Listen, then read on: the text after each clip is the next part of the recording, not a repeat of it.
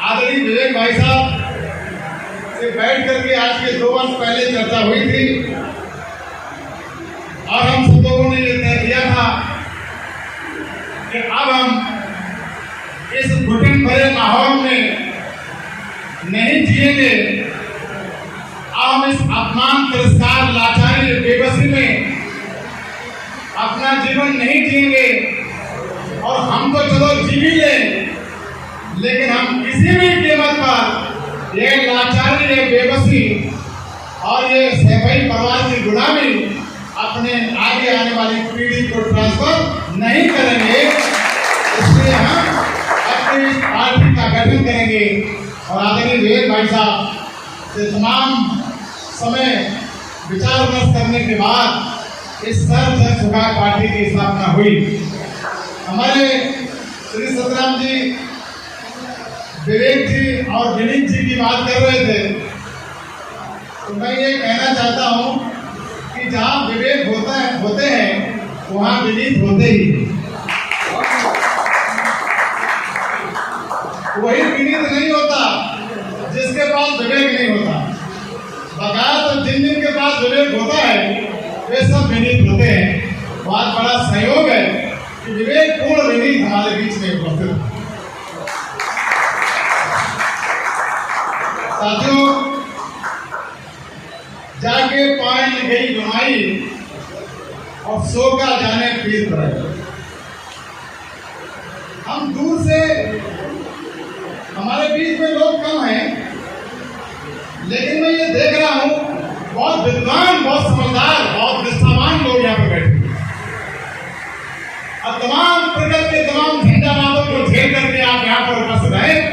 मैं एक बार फिर आपका अभिनंदन, वंदन और नमन करता हूं।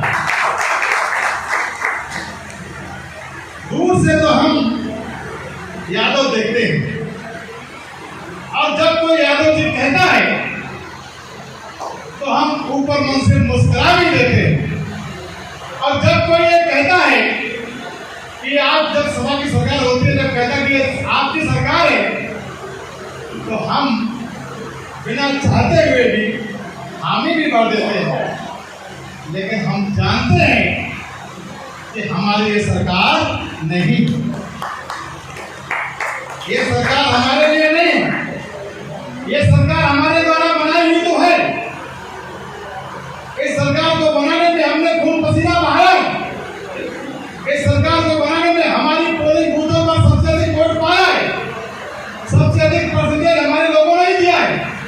हमारे लोग भी टूटे पिटे, हमारे लोगों पर भी मुकदमा लगे। सरकार हमने उनकी बनाई है, लेकिन सरकार हमारी नहीं। तो हमारी बात से उठाना भरिए, हमने बनाई तो है लेकिन है नहीं हमारी। ये तो वही हुआ कि ये आप बनाइए, खाइए, कोई हलवाई बढ़िया रसोईया में बढ़िया पकवान बनाए, बनाए और रसोईया में रखे आए और ताला लगा करके चला जाए। और खाने वाले कोई और है और बनाने वाले कोई और। आपने 4-4 बार उत्तर प्रदेश में अपने भाइयों की सरकार बनाई और 4 की सरकार में शादी होकर के अपने ससुराल में चली गई और लड़कियों को भी बुला करके नौकरी दी गई। एक और लोग रबड़ी से मुंह मोड़ रहे हैं और एक और हम मक्का की रोटी नमक के साथ खा रहे हैं। ये कौन सा भाईचारा है? बताइए, कौन सा भाईचारा? जब वोट पड़ता है तब हम सब यादव हो जाते हैं, तो हम पक्के यादव हो जाते हैं। और जब सरकार बन जाती है तो हम नंबर 2 के यादव रह जाते हैं। जब सरकार बनती है तो हम नंबर 2 के यादव होते हैं। हम तमाम बुद्धिजीवियों से एक बिंदु पर चिंतन करने के लिए आग्रह करता हूं कि क्या 35-36 वर्षों से हमारे के लोगों की माताएं अपने कोख में नेता पैदा नहीं कर रही। ये सोचने का विषय है। 35-36 वर्षों से माताएं हमारे समाज की अपने कोख से क्या नेता पैदा नहीं कर रही। बात ये नहीं है, हमारी माताएं नेता पैदा कर रही हैं, लेकिन हम जिसको नेता पैदा कर रहे हैं वो हमारे माताओं के, हमारे समाज के नेताओं को बर्बाद करने का काम कर रहे हैं। वो हमारे समाज के नेताओं को बर्बाद करने का काम कर रहे हैं। आप तमाम नेताओं को उठा करके देख लें, नाम सबको रटे हुए, सबको जानकारी है। एक तरफ से जानबूझ करके हमारे समाज को बर्बाद करने का काम किया। आपने कभी इस पर चिंतन किया? बोलो भाई, कभी सोचा आपने आखिर में ये बदला क्यों ले रहे हैं? ये बदला इसलिए ले रहे हैं कि जब कोई आपके घर का नौकर, जब आप अपने घर में कोई नौकर रखो, कभी आप बड़े आदमी रहे होंगे, आपने अपने घर में कोई नौकर रखा होगा और किसी कारण से समय पलटा, आपने उस नौकर को डांटा फटकारा भी होगा, आपने थोड़ा गलत व्यवहार में डांट भी दिया होगा, और बाई चांस कुछ ऐसा समय का पलटा आया कि वो नौकर मालिक बन गया और उस मालिक के नौकर, मालिक के आप नौकर बन गए। और जब उस नौकर मालिक के आप नौकर बन गए तो अब वो गिन गिन करके बदला ले रहा है कि आपने तो छोड़ा था, आपने तो डांटा फटकारा ही था अच्छी भावना से, लेकिन वो डांट फटकार की बात को भी हमको बर्बाद करने का काम कर रहे हैं। मैं कहना चाहता हूँ आप सब लोगों से कि हमारे इस समाज में तो राजे महाराजे हुआ करते थे।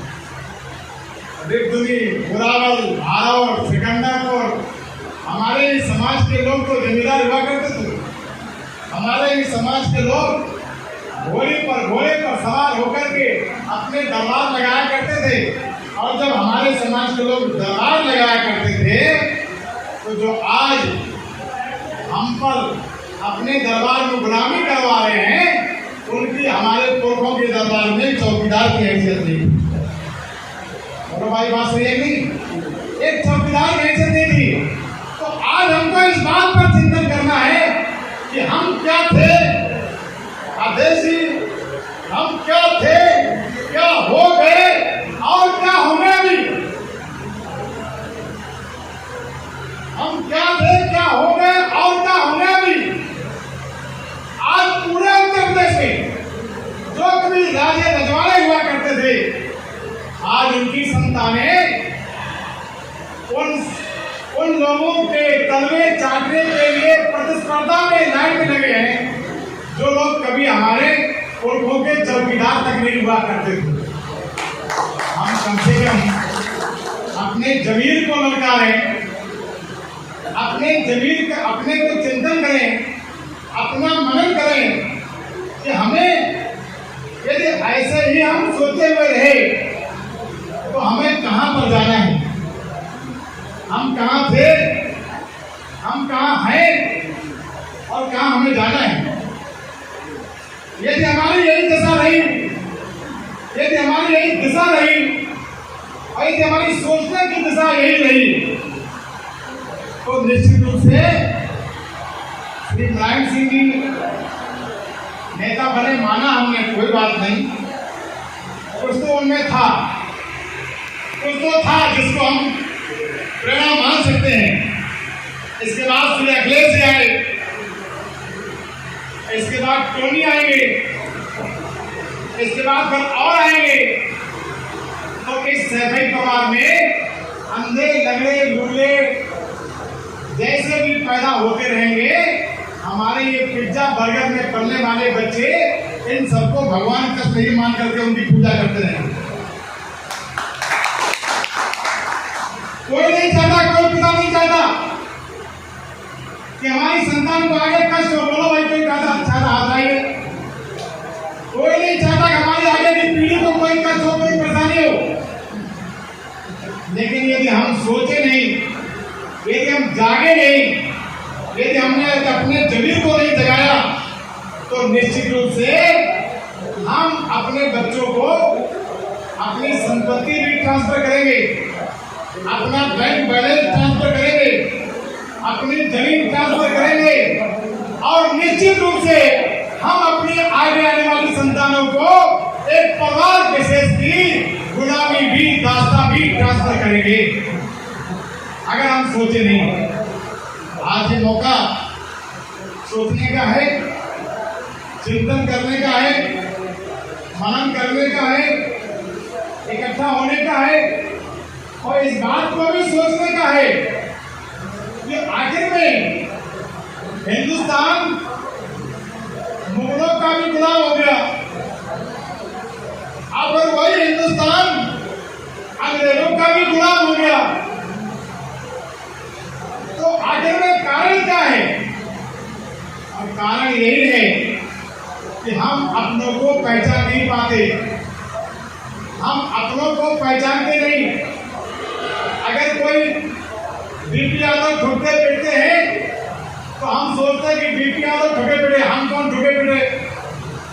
अगर अशोक यादव के खिलाफ आकर के चुनाव लड़े आते हैं, उनको बर्बाद कर देते हैं तो हम सोचते हैं कि अशोक यादव बर्बाद हुए, हमसे क्या मतलब? अगर रमाकांत यादव पूर्वांचल में बर्बाद किए जाते हैं, मित्र सिंह यादव बर्बाद किए जाते हैं तो हमारे ऊपर जू नहीं रहती।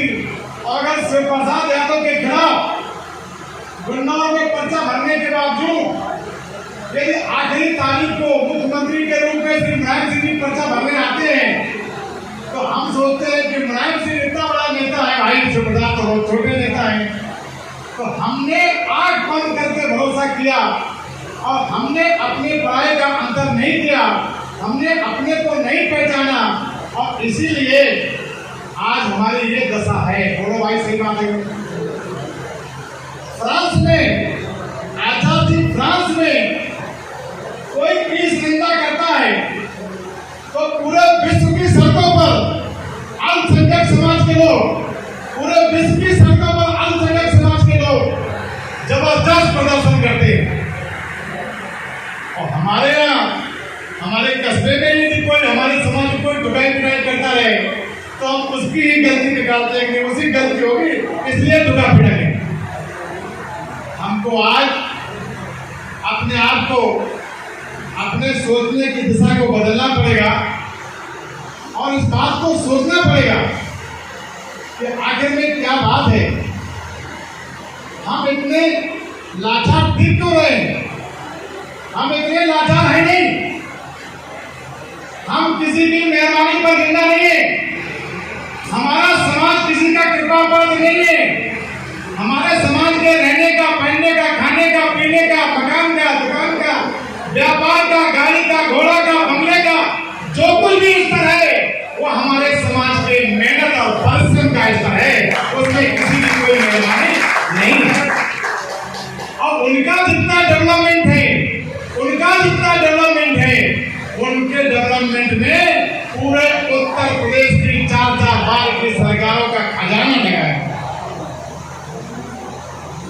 ठेकेदारी बलिया में ठेकेदार सर्वे का काम हो रहा, गाजियाबाद में ठेकेदार सर्वे के, उनके परिवार के, उनके गोत्र के उत्तर प्रदेश के खजाने को विकास कार्य के नाम पर अपने लोगों को लुटाने का काम किया गया और अपने लोगों को मजबूर करने का काम किया गया और हमारे लोगों को मजबूर करने का काम किया गया।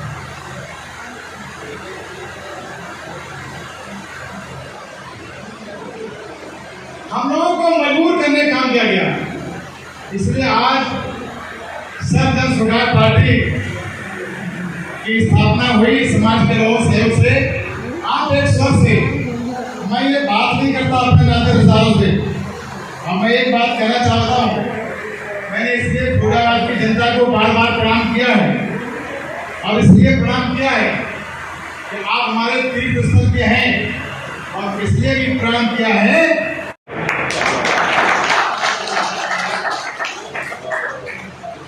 एक बात ध्यान रखो,